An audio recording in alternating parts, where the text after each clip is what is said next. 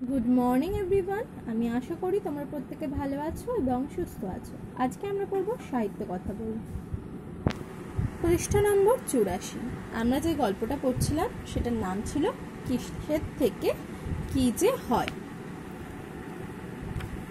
এই গল্পের কোনো লেখক নেই, এটি একটি প্রচলিত গল্প। আমরা গল্পটাতে পড়েছি যে একটি মেয়ে প্রতিদিন কাঠ কাটতে যায়। সে প্রতিদিনের মতনই একটা দিনে গিয়েছিল কাঠ কাটতে এবং সেখানে গিয়ে তার হাতে হঠাৎ করে একটা কাঠপিঁপড়া কামড়ে দেয়। তার বা হাতে ছিল একটি কাটারি এবং যখন কাঠপিঁপড়াটা কামড়ায় তখন মেয়েটি ব্যথার জন্য বা হাতের কাটারিটা হাত থেকে ফেলে দেয়। সেই কাঠারিটা গিয়ে পড়ে একটা কাঠবিড়ালির লেজে এবং কি হয়, কাঠবিড়ালির লেজটা কেটে যায়। এবার কাঠবিড়ালিও তার ব্যথার জ্বালায় গাছের ওপরে উঠে একটা ফলে কামড় দেয়, আর সেই ফলটা গিয়ে পড়ে হরিণের মাথায়। হরিণের মাথায় যখন ফলটা পড়ে তখন হরিণেরও ব্যথা লাগে এবং হরিণও সেখান থেকে দৌড়ে পালানোর চেষ্টা করে। দৌড়ে পালাতে গিয়ে মাটিতে যে ছোট পাখিদের বাসা ছিল সেই বাসা ভেঙে ফেলে এবং পাখিগুলো উড়ে যায়। উড়ে গিয়ে হাতির কানে ঢুকে যায়। হাতি কি করছিল? হাতি তখন তার সুর দিয়ে গাছের ডাল ভেঙে খাচ্ছিল। হাতির কানে যেই পাখিটা ঢুকে গেল অমনি হাতিরও ব্যথা হতে আরম্ভ করলো এবং হাতিও তখন ছটফট করতে করতে একটা ফসলের ক্ষেতে ঢুকে পড়লো এবং গিয়ে সেখানে ফসলগুলো নষ্ট করলো। চাষি তখন হাতিকে বলল, তুমি কেন এরকম করলে? হাতি তখন বলল, আমি কিছু করিনি, আমারও খুব ব্যথা হচ্ছিল, তাই আমি তোমার ফসলে বা তোমার ধান খেতে ঢুকে গেছি। এরপরে কি ঘটনাটা ঘটলো আমরা পড়ব। দেখো, প্রত্যেকে তোমরা বইটা দেখো। সে কথা শুনতে পেয়ে ছোট পাখি বলল, আমারও কোনো দোষ নেই, আমি কোনো কালে হাতির কানে ঢুকিনি, কিন্তু কি করব, হরিণ যে আমাদের বাসা ভেঙে দিল। এবার হাতিকে যখন চাষি জিজ্ঞাসা করেছিল, হাতি তখন বলেছিল যে আমি এরকম কখনো কারোর ফসল নষ্ট করিনি, আমি কি করব, আমার কানে যে পাখিটা ঢুকে গেছে তাই আমার ব্যথায় ছটফট করছিলাম। তখন সেই কথাটা শুনে ছোট পাখিটা বলল যে আমারও কোনো দোষ নেই, আমিও কখনো হাতির কানে ঢুকিনি, কিন্তু আমি কি করব, হরিণ যে আমাদের বাসা ভেঙে দিয়েছে। এরপর দেখো, ভয়ে উড়ে পালাতে গিয়ে না দেখে আমি হাতির কানে ঢুকে পড়েছি, আমারও কোনো দোষ নেই। তখন পাখিটা বলছে, আমি কি করব, আমিও হরিণের ভয়ে, হরিণ এমনভাবে আমার বাসাটা ভেঙে দিয়েছে যে হরিণের ভয়ে আমি পালাতে গিয়ে কার কানে ঢুকে গেছি, হাতির কানে। এবার হরিণ কি বলবে দেখো। হরিণ বলল, আমারও কোনো দোষ নেই, আমি কি করব, দুষ্টু কাঠবিড়ালি উঁচু গাছ থেকে একটা ফল আমার মাথায় ফেলে দিল, খুব ব্যথা পেলাম। হরিণ বলছে যে আমারও কোনো দোষ নেই, আমি কি করব, কাঠবিড়ালিটা খুব দুষ্টু, সে কি করেছে, উঁচু গাছ থেকে ফলটা আমার মাথার মধ্যে ফেলে দিয়েছে, তাই আমিও খুব ব্যথা পেয়েছি। ভাবলাম আবার যদি মাথায় ফল পড়ে, তাই ভয় পেয়ে দৌড়াতে লাগলাম। আমি তো নিচের দিকে তাকাইনি, পায়ের চাপে পাখির বাসা ভেঙে গেল, আমার কোনো দোষ নেই।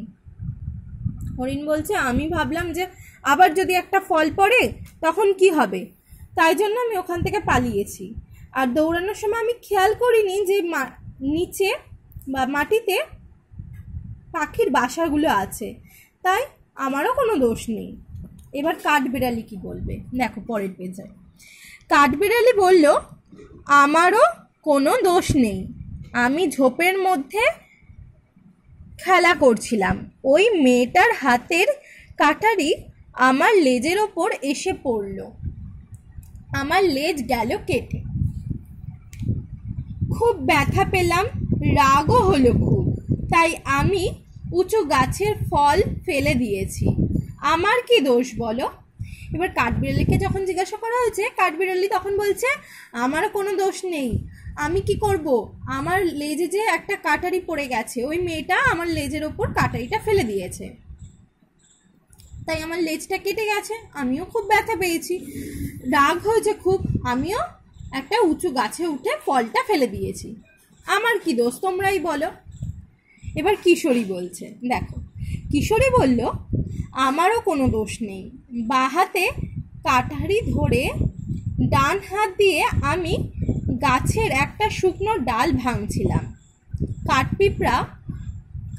কাঠপিঁপড়ে আমার হাতে হঠাৎ কামড়ে দিল, খুব যন্ত্রণা হলো, বাঁ হাত থেকে কাটারি পড়ে গেল, আমি কি করব।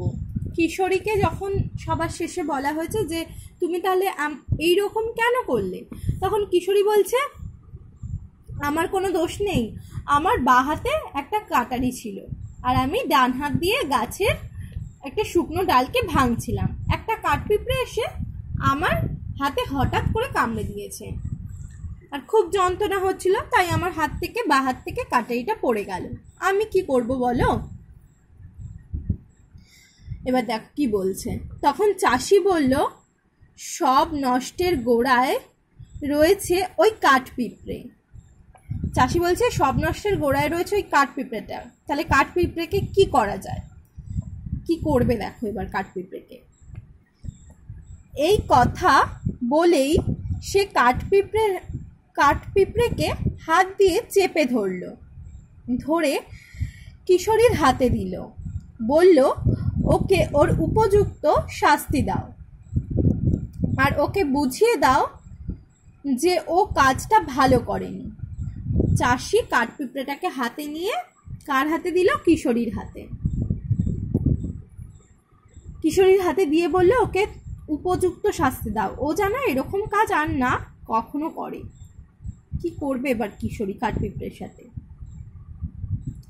দেখো কি বলেছে, কাঠপিঁপড়েকে কিশোরী হাতের তালুর মধ্যে চেপে ধরল, তারপর বাড়ির পথে হাঁটা দিল, বাড়িতে এসে একটা সুতো দিয়ে কাঠপিঁপড়ের কোমর বাঁধল, তারপর তাকে ঝুলিয়ে রেখে দিল একটা ছোট গাছের সঙ্গে। এবার কিশোরী কাঠপিঁপড়েটাকে বাড়িতে নিয়ে এসে কি করেছে, তার কোমরে একটা সুতো ভালো করে বেঁধে তাকে একটা গাছের সাথে ঝুলিয়ে রেখেছে। তারপরে দেখো কি বলছে, কাঠপিঁপড়েকে কোমরে সুতো বেঁধে ঝুলিয়ে রেখেছিল বলেই সেদিন থেকে কাঠপিঁপড়ের পেটের মাঝখানে অমন সরু হয়ে গেল, কিসের থেকে কি যে হয় কে জানে। তো কাঠপিঁপড়েকে কিশোরী ওইরকমভাবে ঝুলিয়ে রেখেছিল বলে কোমরে বেঁধে, তাই কাঠপিঁপড়ে দেখবে মাঝখানে পেটের পরের যে অংশটা কোমরের ওখানটা দিয়ে একটু সরু মতন হয়, আবার তারপর পিছনটা ফুলে যায়। তো তাই সেটাই বলছে যে তখন থেকে কাঠপিঁপড়ের ওরকম পেটের মাঝখানটা অমন সরু হয়ে গেছে, কিসের থেকে কি যে হয় কে জানে। এটাই ছিল আজকের গল্প, বাকি পার্টটা তোমাদের আমি আজকে পড়ে বললাম, তোমরা এটা ভালো করে বাড়িতে রিডিং পড়বে, আর এটার সাথে তোমাদের এখানে এই শব্দার্থগুলো পড়া থাকবে, ঠিক আছে, এই শব্দার্থগুলো তোমরা একটু ভালো করে পড়ে নেবে, ওকে। আর কারোর যদি কোথাও বুঝতে কিছু অসুবিধা হয় তাহলে অবশ্যই আমাকে জিজ্ঞাসা করবে, ঠিক আছে। Good bye everyone.